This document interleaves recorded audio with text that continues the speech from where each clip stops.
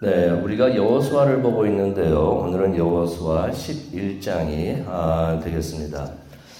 아, 이스라엘이 애굽을 떠나가지고 광야를 거쳐가지고 이제 가나안에 들어왔습니다. 지도자가 바뀌었죠. 모세였다가 이제 여호수아가 이스라엘을 이끌고 있습니다. 그래서 가나안에 들어와가지고 가장 먼저 함락한 성이 여리고였던 것이에요. 제가 그 여리고를 가봤습니다. 가봤었는데 남아있는 건 하나도 없어요. 근데 여기쯤에 그 여리고, 옛날 여리고 성이 있었을 것이다 라고 말을 해서 거기서 하룻밤을 묵고는 했었는데 그렇게 해서 들어와가지고 이제 모든 성들을 하나씩 함락을 시킵니다. 근데 주로 이제 계속 남쪽에서 그렇게 전쟁을 치르고 승리를 하고 있었던 것이에요. 그러다 보니까 이스라엘이 남쪽에 들어서 막 하다 보니까 북쪽에 있는 나라들, 당시에는 성이었죠. 도시들이 나라를 형성을 하고 있었는데 북쪽에 있었던 나라들이 이게 참 많이 놀랐던 것이에요. 남쪽에서 이러고 있지만 언제 북쪽으로 쳐들어올 수도 있겠구나 하면서 놀라고 근심과 걱정을 합니다. 대표적인 나라와 왕이 누구였냐면 1절에 나오죠. 하솔의 왕 야빈이었다라는 말씀이 나옵니다. 야빈이 가만히 생각을 해보니까 이스라엘이 만만하지가 않아요. 혼자 있다가는 이스라엘을 당해낼 수가 없겠다고 판단을 합니다. 그렇게 생각했던 사람이 우리가 어저께도 봤는데 예루살렘 왕이 그렇게 생각을 했었죠.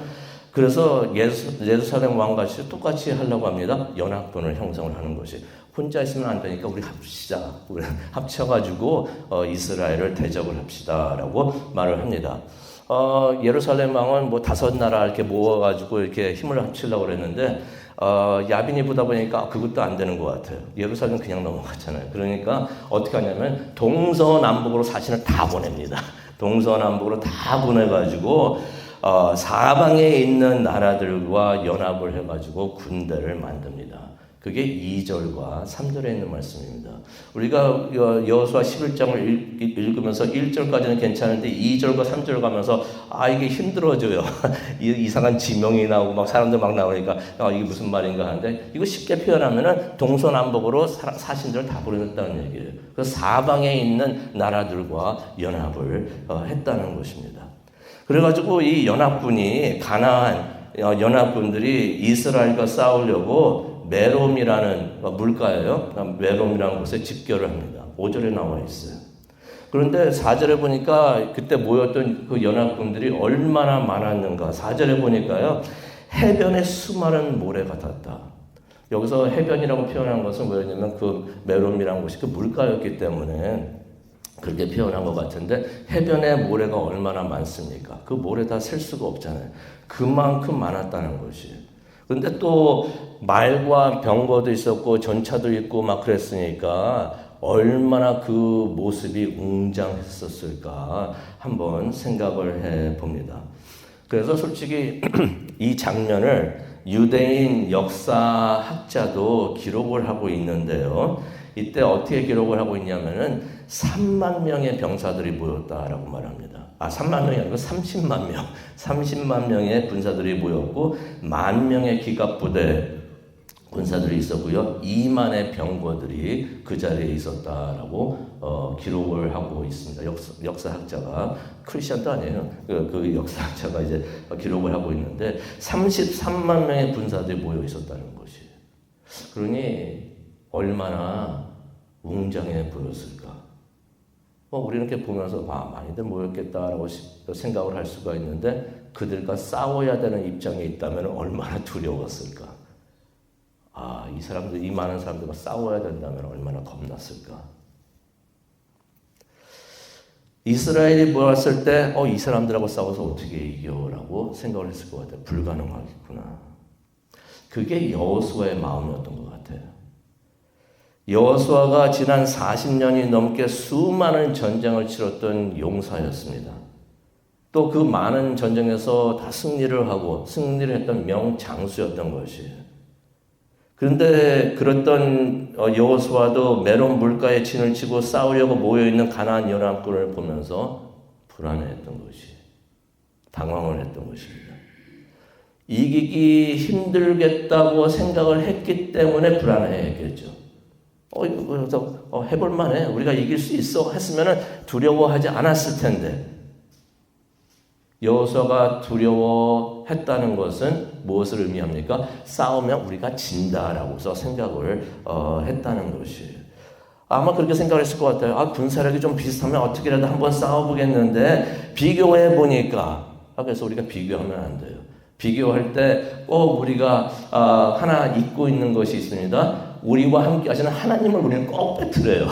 그래가지고 우리 시련과 고난과 그런 게 있을 때 우리가 두려워하고 낙심하고 실망을 하는데 그때 우리 곁에 계시는 하나님을 우리가 보지 못해서 하나님을 카운트를 하면서 우리가 항상 두려워하는 줄로 압니다. 여호수아가 그랬던 것이 이거 비교해 보니까 상대가 안 돼. 그래가지고 우리가 너무나 열악하다라고 생각을 했던 것 같습니다. 그래서 가나안 연합군과 전쟁을 하는 것을 두려워한 것을 우리가 성경을 통해서 보게 됩니다.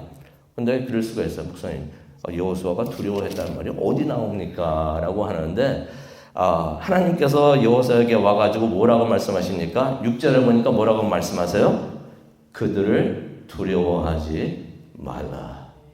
두려워했기 때문에, 두려워하고 있었기 때문에, 불안해하고 있었기 때문에, 당황을 하고 있었기 때문에, 낙심을 하고 있었기 때문에, 실망을 하고 있었기 때문에, 안 되겠구나라고 생각을 하고 있었기 때문에 하나님께서 와서 말씀하십니다. 두려워하지 말라.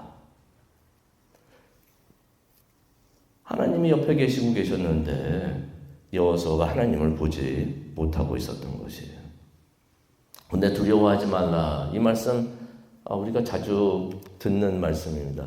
여호수아가 리더로 뽑힐 때도 하나님께서 여호수아에게 말씀을 해주셨던 것이에요.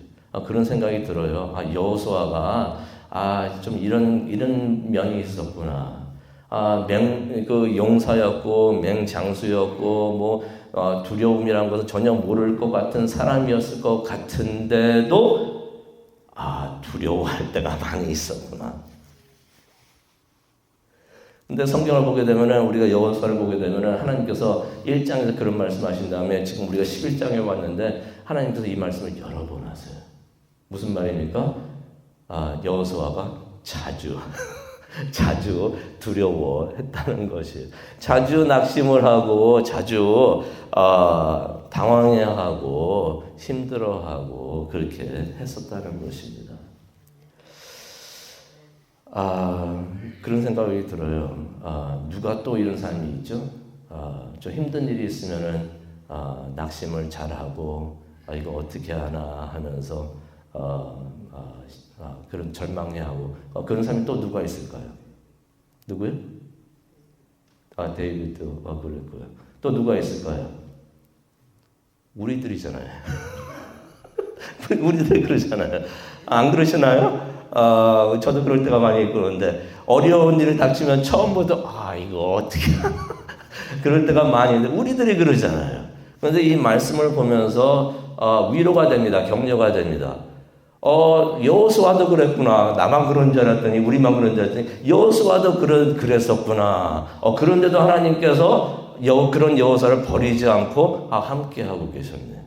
그리고 여호수아를 격려하고 계셨네.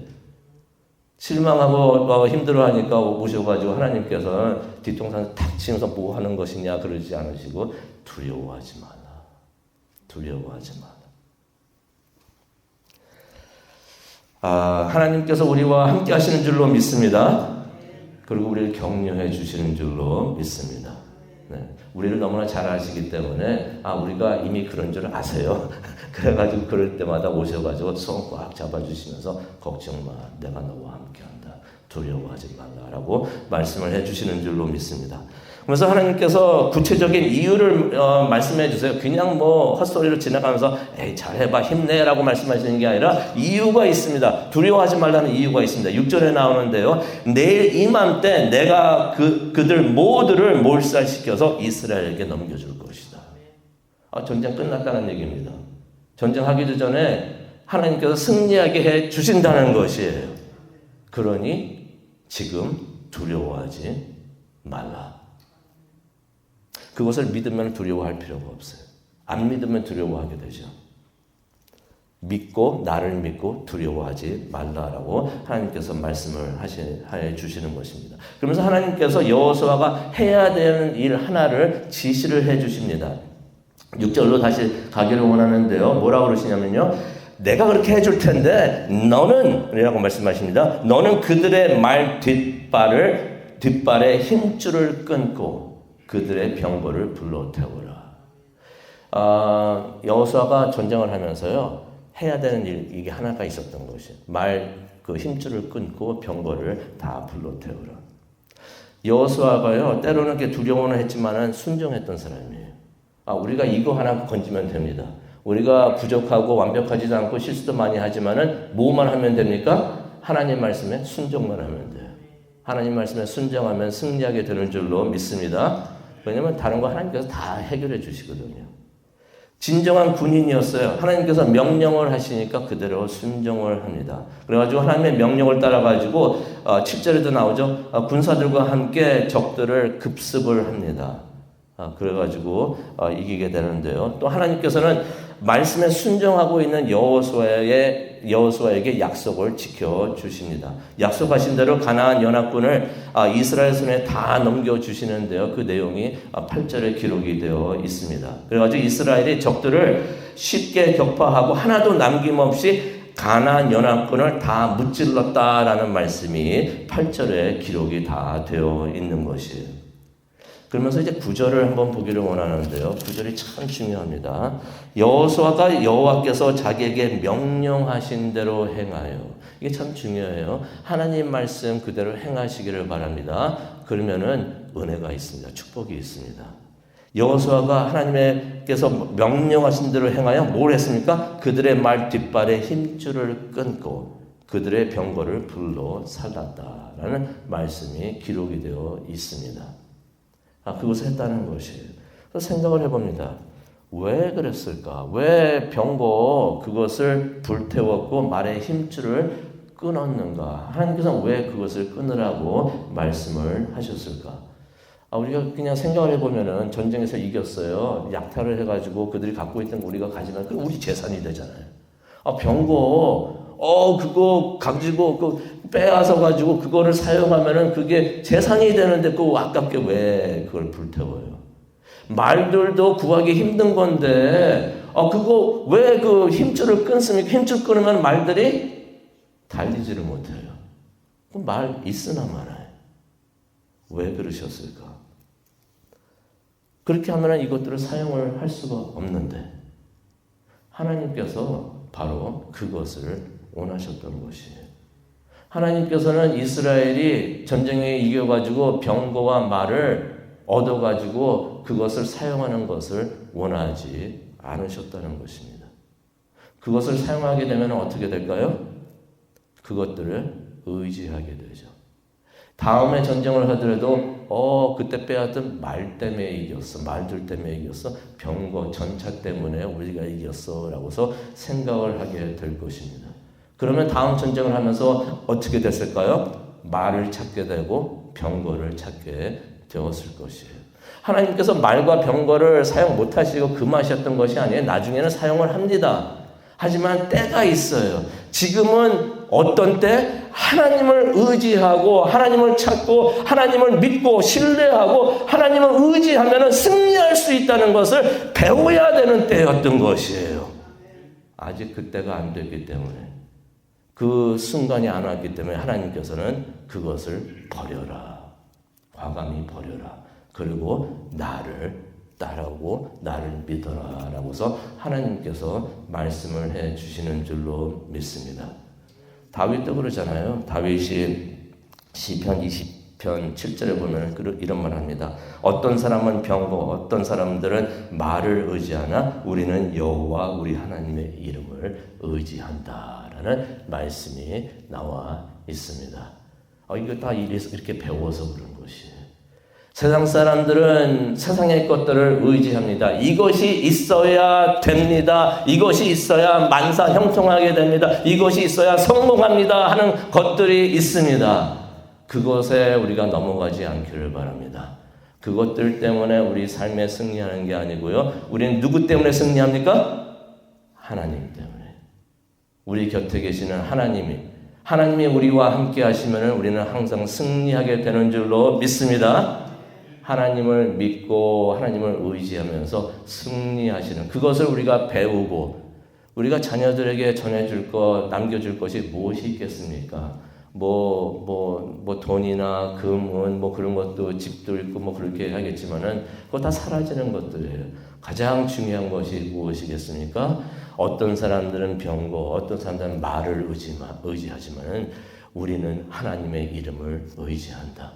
하나님을 의지할 때 성공할 수 있다. 그 믿음을 전하고 남겨줄 수 있는 우리가 되기를 원합니다. 그러려면 우리가 그런 삶을 살아야겠죠. 그런 신앙을 가져야 되는 줄로 믿습니다. 그것을 믿고 우리가 그것을 깨닫고 그렇게 승리하는 우리 모두가 되기를 원합니다.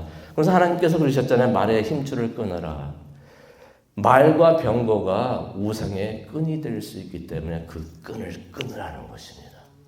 혹시 우리 삶 안에 우상의 끈이 있으면은 그 끈을 끊는 우리가 되기를 원합니다. 그리고 하나님만을 의지하고 따라가는 우리 모두가 되기를 간절히 축원합니다. 기도하시겠습니다. 사랑과 은혜가 충만하신 하나님 아버지, 하나님께서 여호와에게 하신 말씀 기억합니다. 말의 힘줄을 끊어라. 혹시 우리가 하나님 말고 의지하려고 하는 그런 우상 숭배, 우상의 끈이 있으면은 하나님 그 끈을 끊을 수 있는 우리 모두가 되게 하여 주시옵소서. 그 끈을 끊을 수 있는 믿음을 우리에게 주시옵소서. 하나님을 바라보면서 하나님을 의지하면서 하나님을 바라보면서 소망을 갖는 우리 모두가 될 수 있도록 하나님 도와주시옵소서. 그것을 위해서 우리 기도하기를 원합니다. 이 시간 함께 하여 주시고 인도하여 주시옵소서. 감사합니다. 예수님의 이름으로 기도합니다.